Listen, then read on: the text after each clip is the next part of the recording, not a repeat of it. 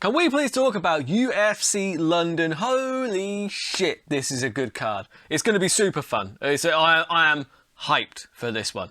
It's more fights that you can shake a stick at. What I'm going to do, I'll pick 3 fights that jump off the page for me. I'm going to go into a bit of background into those fighters. I've done a bit of research, so basically you'll find out more about some of the guys that you'll be seeing this weekend on the card. This week I'm also going to run the card top to bottom. I've picked a win-loss for each one of those. It's a terrible bet. We'll see how many I get right and how many I get wrong next week. But if that sounds good, then stay with me for the Burt Locker Fights in 15 for UFC London.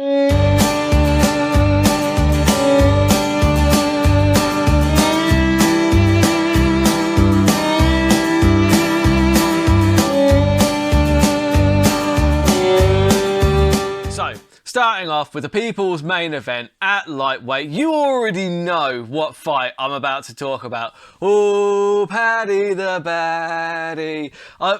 I cannot get. I've been watching Paddy Pimblett for a while. It's been a hot minute.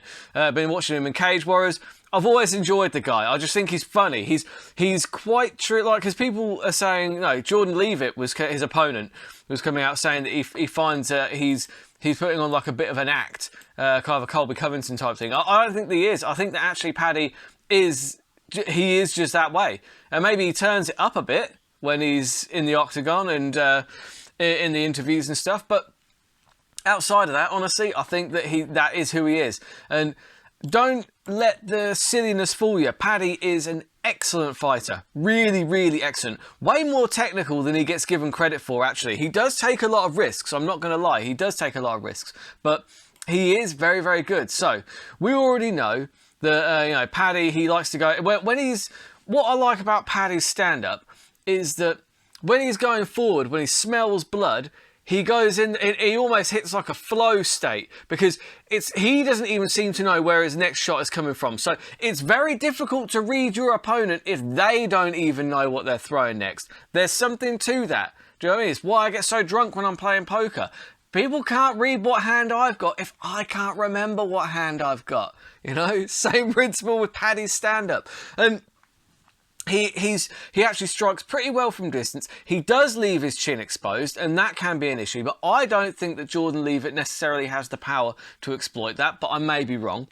So, I just feel like, as I say, Leavitt doesn't have that kind of power. Like, we saw him got that slam over Wyman, but Leavitt, he's a bit more patient, he's a little bit less reckless. Whereas Paddy, he thrives in that chaos. And as I said, he seems to be able to just start striking and not thinking too much about where the next strike's coming from. He just goes in there and does it, because he knows that if his opponent shoots in on him, then he's going to be able to use one of his fantastic judo throws, because his judo throws are excellent, really excellent. You see him use them time and time again. I think a good example, I was watching his back catalogue on Cage Warriors, but a really, really good one where I actually looked up was... because I do Japanese jiu-jitsu, been doing it for a while, and one of the throws we do is like a loin throw. So you get you put the back of your leg, as you're doing the hip throw, you put the back of your leg and use it to kind of almost flick your opponent over by hitting the back of your knee across the loin of your opponent. And he did exactly that throw. It was really good. And the thing is like he gets so much torque on it when he spins that it's just all of a sudden he's straight into side mount, and then from there he is so good on the ground. He will just fight, he will get you back and he will choke you out. That's what Paddy Pimblett is really, really excellent at. And the thing that I like about Paddy Pimblett is when he will test his opponents, he'll kind of like the first few strikes he throws will usually be like low leg kicks, little teep kicks. He's finding this, he's seeing how his opponents react, and then when he finds that read, he flips that red button in his head to go right. He's either going 100% or he's keeping distance, and that's something that he doesn't get enough credit for. Yes, he does leave openings, but he knows when to attack and when to not. And his conditioning is an awful lot better than it used to be. When you look, I think the move up to 155 was a very good move for him. When you look at his stature, he looks way better. He looks in just really phenomenal shape. I don't think a gas tank is too big of a problem, because like it means that he can just go in with that big kind of flurry, that big attack, because he usually gets him out of there in the first round.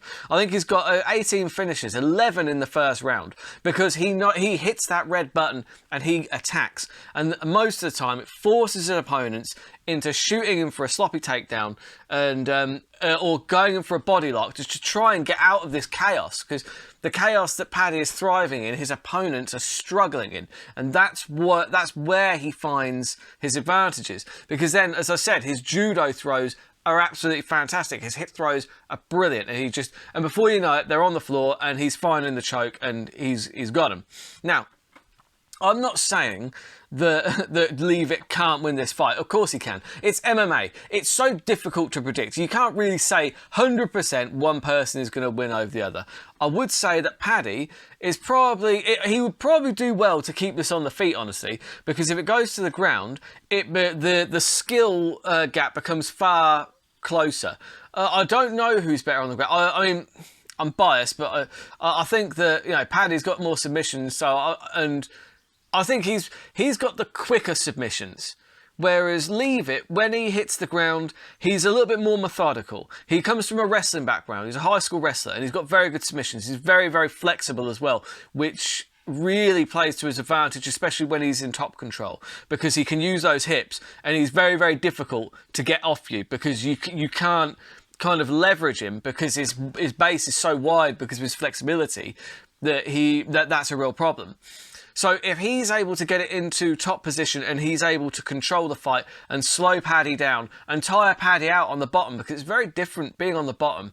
Paddy's got great cardio, but obviously, you know, at his pace, he's got great cardio. When he can go like, you know, that almost a hit session pace, like a Tabata train pace. Like, you know, he does a big flurry on, takes a few seconds off. Whereas if Leavitt can grind him, then he could really cause some problems, I do believe.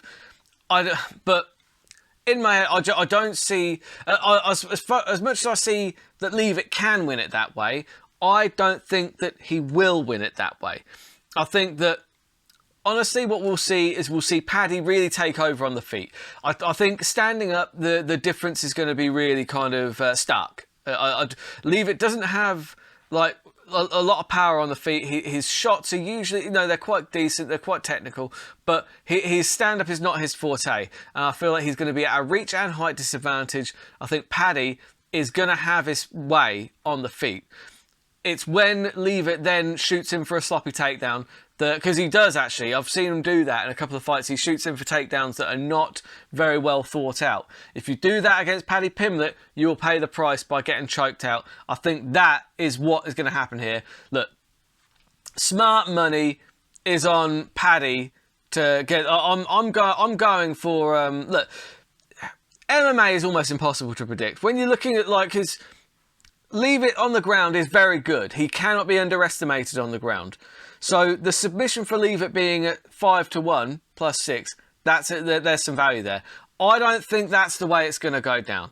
But from like the smart money on Paddy Pimblett is for him to get a first round finish.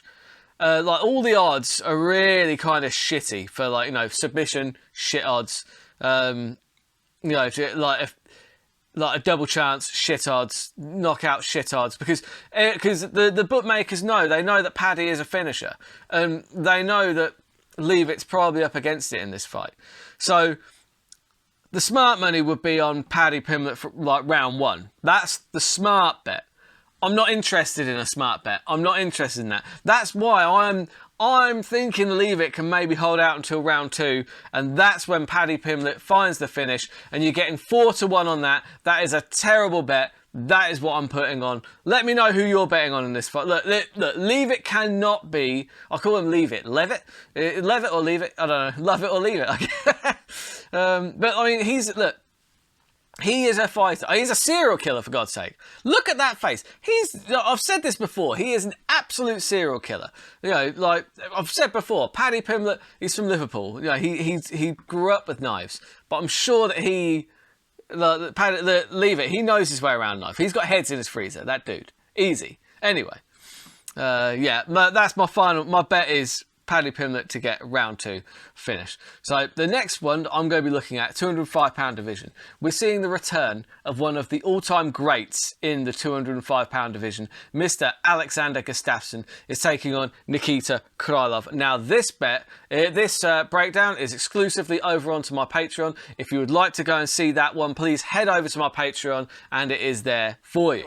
So the main event of the evening, Curtis Blaydes versus Tom Aspinall. I could not be more excited about this. Not only have we got a fantastic heavyweight prospect for the UK fans in Tom Aspinall, but he's a heavyweight. That's very rare for like the UK for us to have really good heavyweights. We had the likes of Ian Freeman, Jeff Monson. Was Jeff Monson English? He might be. Anyway,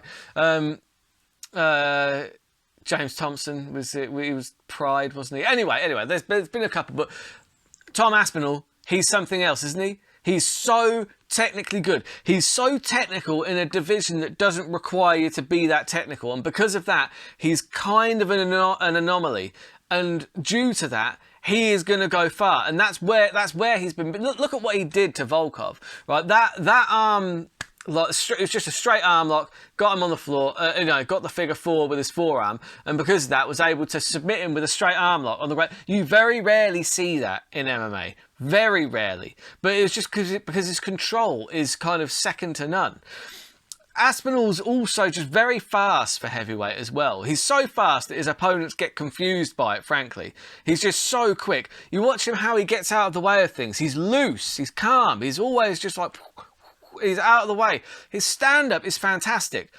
But his grappling is probably the best thing that he does. People think that he's like he's not. He's a Brazilian Jiu-Jitsu guy first. Like his control is just brilliant. But his stand-up's also very good. He uses one thing that's going to play into this, because obviously we know Curtis Blaydes. Curtis Blaydes, gigantic heavyweight, absolutely huge. His wrestling is absolutely fantastic. 14 takedowns against Volkov. 11 against Mark Hunt. He was literally picking Mark Hunt's a heavy lump, and he was picking Mark Hunt up and suplexing him all over the octagon. It was brilliant to see. So let's not get this twisted. This is Tom Aspinall's biggest test to date, and it is a test. If he blasts through Curtis Blaydes the same way that he has done everybody else, then he has to get a title shot next, because he's making it look too easy. I don't know if he makes this one look as easy. I hope he does, because I'm a huge Aspinall fan. But I'm not a fan of Curtis Blaydes. This is almost one where it's a shame that one of them has to lose. I like Curtis Blaydes as well. I love everything that he does. His elbows are savage. You watch how he elbows people when he gets them on the ground, because that's something that Tom Aspinall's going to have to watch out for. Tom Aspinall, he might be very, very good off his back, but if he gets taken down by Curtis Blaydes and accepts the position, I don't think he will, but if he accepts the position for too long, then Curtis Blaydes can rain those elbows down, because what he does is he comes over from guard and he somehow gets... I'm not even flexible enough to do it without threat, but his elbow goes all the way up to the top there and it comes down over the top. And just one of those... Watch what one of those elbows did to Alistair Overeem. Absolutely savage. I only need one to just split his wig wide open. If Aspinall isn't careful and he gets caught with one of those, Aspinall will get finished like anybody else. This is a dangerous fight. Don't make no mistake about it. Curtis Blaydes is one of the best in that heavyweight division. And that's why this is such a fun fight, really.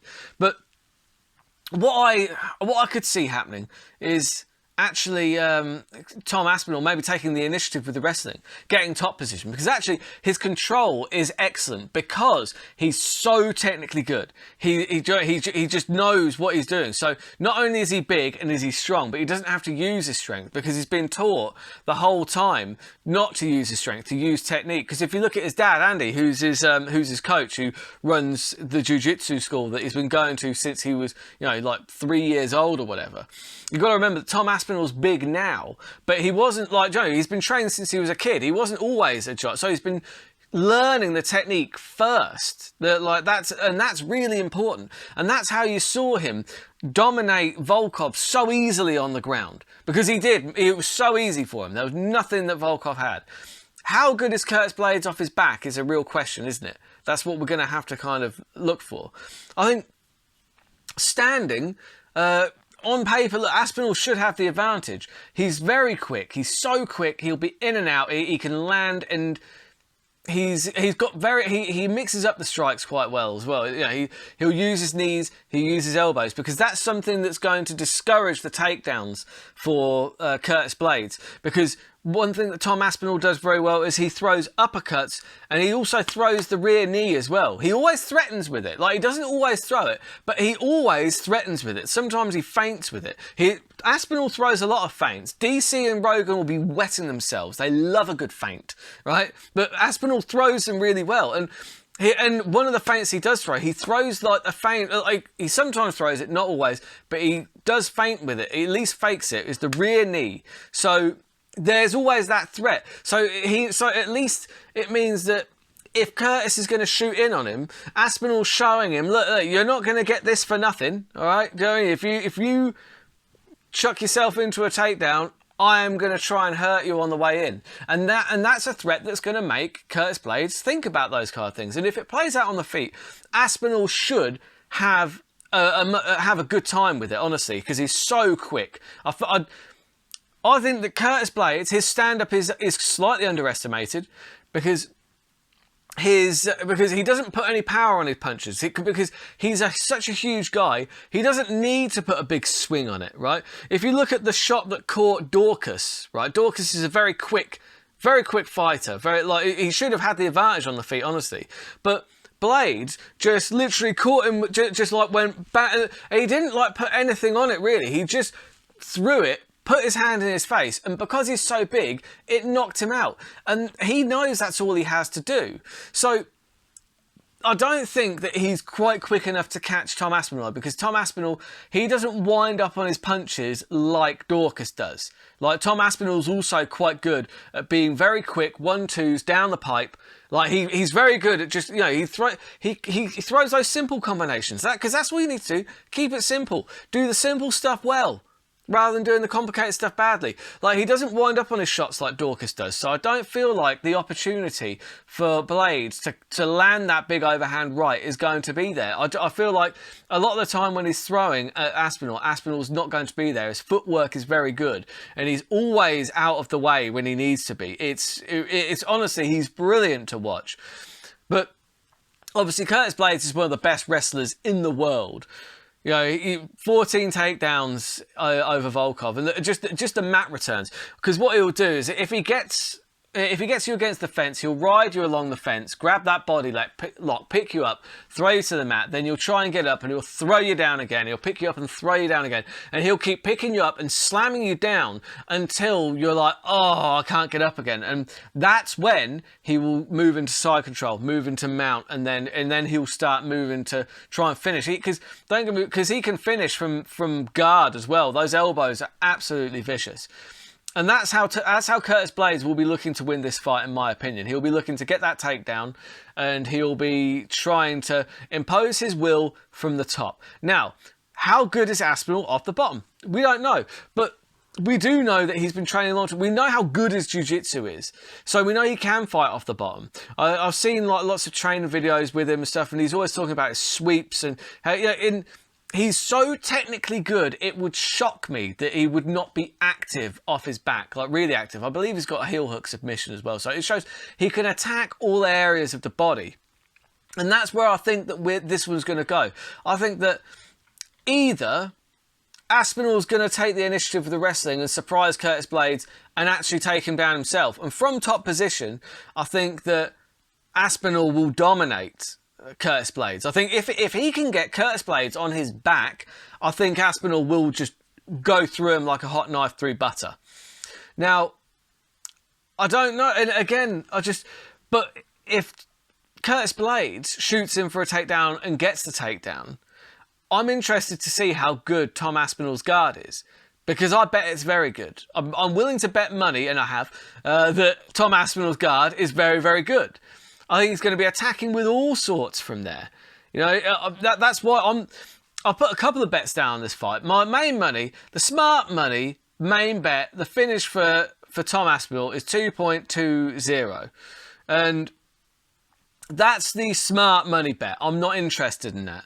I'm narrowing it down to the submission. I think that Tom Aspinall gets another submission on his record, because I do think that because Curtis will try and initiate the grappling, and because I think that in order to throw him off his game, it might be a smart bet for Tom Aspinall to initiate the grappling and put Curtis on his back. I think this is going towards a grappling heavy affair. And in that grappling heavy affair, I feel like Tom Aspinall's got a very, very good chance of grabbing the submission. Getting +6 on that. That's 5-1 on the submission. The odds on that are getting slimmer every time he fights, because the bookies are starting to understand that Tom Aspinall is one of the best submission guys on the roster in the heavyweights. Even outside of the heavyweights, he's very, very good. So that's what's going on my bet slip. That is the accumulator. So I'm going for the submission treble. I'm taking Paddy by submission, I'm taking Krylov by submission, and I'm taking Tom Aspinall by submission. And that is 83-1. That is absolutely fucking terrible. But either way, extra bets I'm putting on for Tommy Aspinall. I'm putting on £1 on a triangle, because I feel like from that guard he can probably get the triangle, and that's you're looking at 18-1 on that. 300-1 for an omoplata. Yes, please. Yeah, I'm throwing that on there. But I mean, again, it's another one of those ones. If Curtis shoots in and he doesn't set that position correctly in the first instance, and Aspinall gets that leg around and grabs that arm and wrenches it round, he could get an omoplata very easily. He certainly knows how to apply an omoplata. His Brazilian Jiu-Jitsu is next level. So 300-1 when Curtis Blaydes is likely going to be presenting a position that offers the omoplata, I'm having a little go on that. Just a little one. Just a little go. I'm also going for a quad as well. There's a quad that I'm looking at. So I'm looking for 4 submissions now. Gonna throw Paul Craig into that mix. So throw Paul Craig into my previous bet. So you've got Paddy, Paul Craig, Krylov, Aspinall, all by submission. 272-1. Fucking terrible. Never gonna happen. Never gonna happen. What if I added a 5th? Huh? What if I added a 5th? What if I just threw Mason Jones in there by submission as well? So you got all 5 of them. Paddy, Krylov, Aspinall, Craig, and Mason Jones, all to win by submission. 2,046-1. Whoo! Terrible. Terrible. Well, it's worth a go. It's worth a shot for a quid, right? Am I right? Anyway, that is all I've got time for this week. It's going to be a fucking great card. Look, shout out Molly. You've got Meatball Molly McCann. She's going to be fantastic. I feel like the odds. I feel like she's going to win by knockout. The odds were too short for me to take that bet, honestly, because I feel like that's the most likely outcome. I'm not going to bet against her. I'm just going to enjoy the fuck out of that fight. Jack Hermansson against Chris Curtis. That's going to be a really fun one. That's a pick'em fight. Don't really know if it goes to the ground. Hermansson could get the submission. Chris Curtis looked really good in his last fight, and you've got Mason Jones on there. Jai Herbert is going to be really good.